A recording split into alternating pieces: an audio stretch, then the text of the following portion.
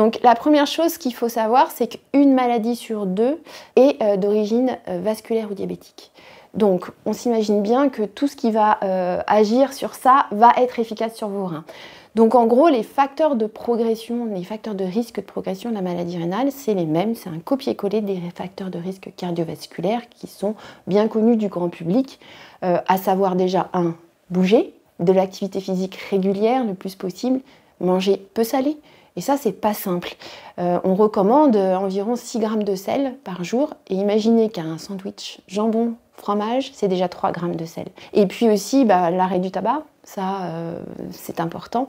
Et notamment aussi la régulation du poids. Donc vous voyez que le plus dur, c'est pas de connaître les risques, c'est d'appliquer des bons comportements en santé qui vont permettre de stabiliser tout ça. La deuxième chose aussi qui est importante, c'est l'hydratation. Il faut boire de l'eau.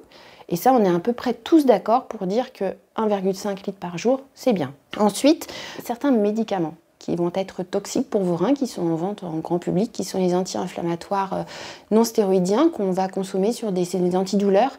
Et de façon régulière, c'est toxique pour vos reins.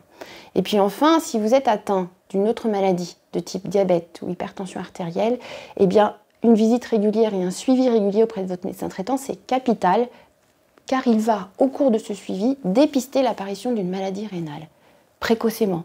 Et là, on peut agir. Il faut agir tôt. Il existe des traitements qui vont protéger vos reins et qui vont permettre de ralentir la progression de la maladie.